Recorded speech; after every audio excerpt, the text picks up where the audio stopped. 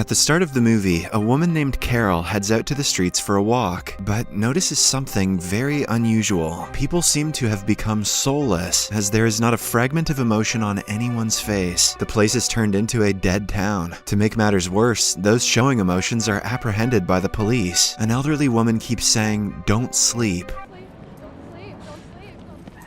But even she is captured by the police. After walking for a while, a normal-looking cop approaches Carol and notices that she is sweating. Hence, he warns her to run away, or else she will be caught and killed. It appears as if showing emotions or sleeping will cause death. Following this, the movie cuts to a few days ago. A space shuttle explodes on Earth's surface and scatters across many states in the US. Every media outlet in the country is covering the news, as they believe that it is the sign of an alien invasion. On the other hand, the people are terrified, and they hesitate to touch the debris, fearing that it has been infected. Meanwhile, the head of the Center of Disease Control, Tucker Kaufman, arrives at one of the crash sites for inspection. He approaches the research team and gets to know that the piece of debris was laced with a mysterious organism that has the ability to withstand enormous levels of radiation. The organism can also multiply at a rapid rate, implying that it is from another planet. Later, while Tucker is preparing to leave, he unknowingly touches a small piece of the debris and receives a cut on his finger. However, he doesn't think much of it, which, given that he's the head of the CDC, is ridiculous, and proceeds towards his home. That night, Tucker starts sweating profusely and experiences an intense cellular condensation on his face, as if something has taken over him. In the next scene, we are introduced to Tucker's ex-wife, Carol. She is a psychiatrist by profession who lives with their only son, Oliver. That night, Oliver has a nightmare and starts screaming, but his mother immediately springs into action and calms him down. The following morning, Carol gets a call from Tucker, who expresses his desire to see his son, but as expected, she simply says no and hangs up the call. Shortly after, she drops Oliver off at school and proceeds to her workplace. On the way, she runs into her best friend, Dr. Ben Driscoll, and takes a lift. Driscoll mentions that the government is hiding something serious from them, as all the researchers on the crash site have resigned. However, Carol is in no mood to chat about this topic, and instead complains about her ex-husband. She tells Driscoll that Tucker has been acting very strange as of late, and he suddenly wants to see their son, despite being away for the past 4 years. As the two friends continue their conversation, they arrive outside Carol's office and part ways. Later, Carol starts her counseling session for the day. Her first patient is a middle-aged woman named Wendy, who reveals that her husband has been acting very weird as of late. Just a few days ago, he killed their family dog without any remorse. Carol instantly realizes that something is wrong, but for the time being, she just prescribes a few medications to her patient. Have some Xanax. That'll stop your husband from killing things. After finishing work, Carol and her neighbor Pam take their children out trick-or-treating, as it is Halloween night. When they approach a house, the family dog starts barking profusely, as if it has sensed something. Wendy's husband must be nearby. Carol and her gang proceed to leave, but just then, the dog lunges towards Pam's son, Andy, and tackles him to the ground. Surprisingly, despite the terrifying situation, the little boy doesn't even flinch. Instead, he squeezes the dog's mouth with his bare hands until help arrives and separates the two. Shortly after, the group reaches Carol's home, where the mothers have a brief chat. Pam reveals that Andy has been acting very strange for some days, and sometimes she thinks that he has lost his emotions. However, Carol, being a psychiatrist, assures her that it is very normal for kids his age. Suddenly, Oliver starts screaming from another room, and when Carol reaches there, she finds a strange piece of flesh coming out of his hand. Worried, she immediately takes it to Driscoll's lab, where his friend and popular scientist, Dr. Galeano, starts his experiments. In the meantime, a mysterious virus has started to decimate the country. Thousands of people are dying every day, but no one knows the cause of it. As a result, an emergency meeting is held in the capital, where all the prominent researchers are present. Tucker Kaufman, who has been tasked with headlining the meeting, explains that the new virus is spreading at an unprecedented rate, and if they don't do anything about it, the country will go into a recession. When some researchers ask about the solution, Tucker says that the only way to stem the spread is by conducting an inoculation program.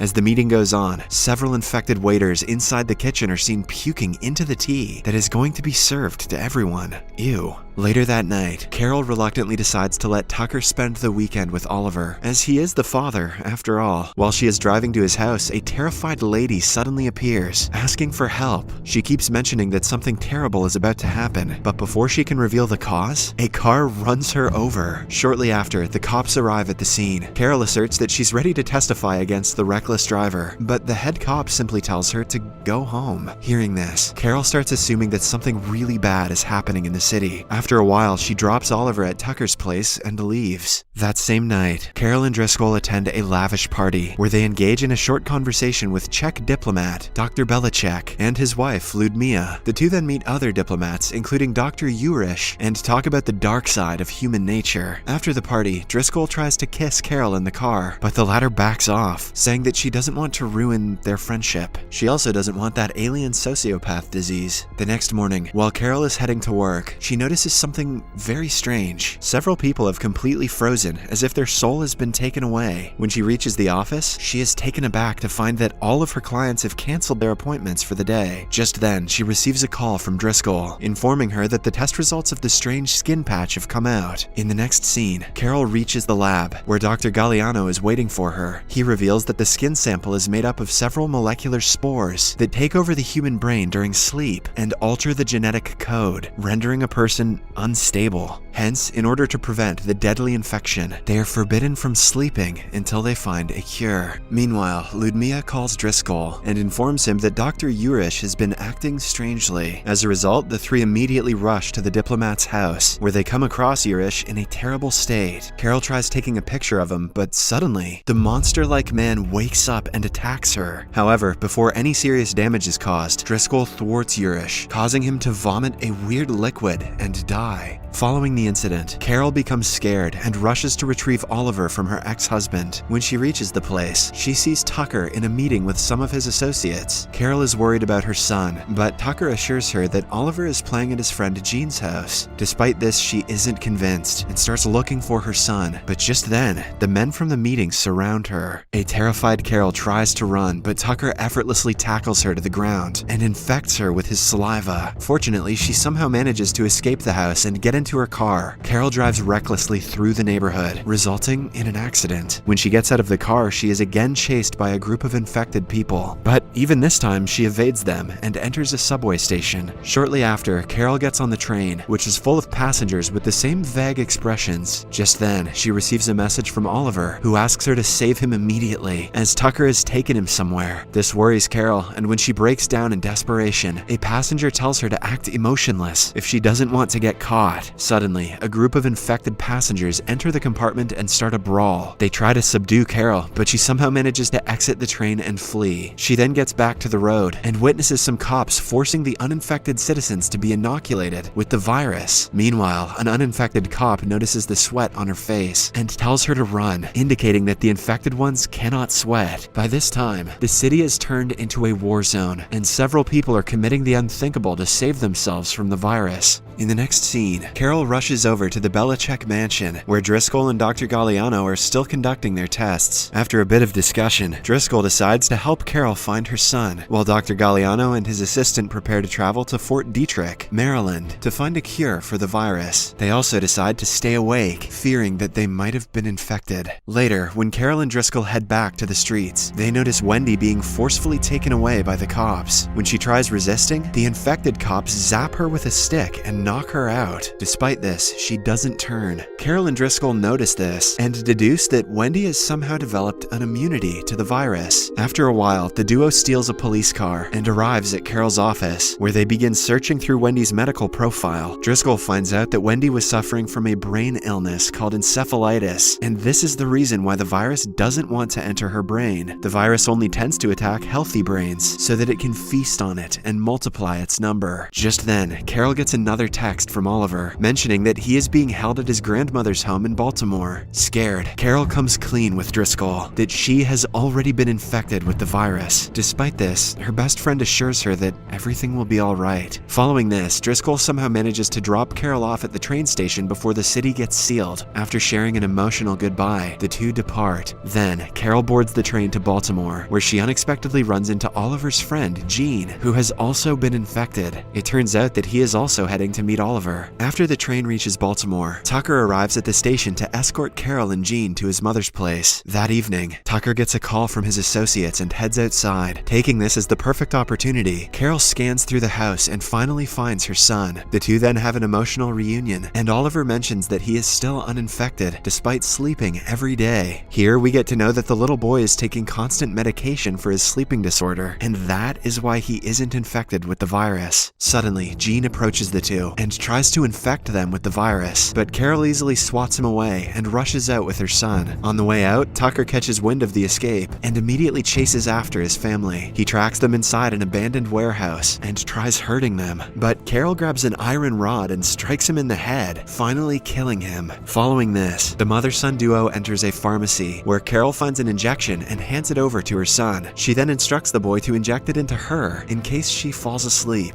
Meanwhile, she gets a call from Driscoll and informs him about their location. As she is busy on the call, Oliver slowly approaches a door which has blood splattered nearby it. She immediately stops him and instead enters herself to inspect. There, she notices several infected people lying on the ground and rushes out, but not before grabbing a gun from one of them. A while later, when little Oliver falls asleep, Carol desperately searches for medication and literally anything she can get her hands on to keep her awake. The next morning, the infected people inside the room have come back to life, and they repeatedly knock on the door to get out. This wakes Oliver up, and when he realizes that his mother has fallen asleep, he swiftly injects her with the syringe, saving her life. But the danger is far from averted. The infected people inside the room continue banging on the door ferociously. Just when it seems that all hope is lost, Driscoll arrives at the location. Carol is ecstatic to see him, but when she finds out that he too has become infected, she backs away from him. Driscoll keeps mentioning that the virus has made him more powerful, and he now feels invigorated. He also tries persuading Carol to join him, mentioning that the new society will have no problems, such as crime, hatred, discrimination, and so on. A terrified Carol points her gun at him, but Driscoll still opens the door and lets out all the other infected people. Then, he mentions that the infected people hate the immune ones, pointing at Oliver. Saying this, everyone tries to apprehend the little boy, but Carol shoots and kills them one by one. When it's Driscoll's turn, she simply shoots him in the leg and escapes with Oliver. Outside, they steal a police car and narrowly avoid several infected people. While driving around haphazardly, Carol gets a call from Dr. Galeano, who tells her to come to a building where a chopper is ready to take off. Following the instructions, Carol somehow reaches the place with Oliver, and finally, they are saved. In the final scene, we are shown that scientists have finally created a vaccine for the deadly virus. Because of this, the virus has been eradicated from the entire world, and life has become normal again. Dr. Galeano, who is one of the driving forces behind the vaccine, reveals in an interview that the vaccinated people will have no memories of the earlier events. Meanwhile, Carol has adopted Jean, and she is now in a relationship with Driscoll. The movie ends as Oliver and Jean head to school, while Driscoll reads a newspaper, completely unaware of the heroism that he showed a year earlier.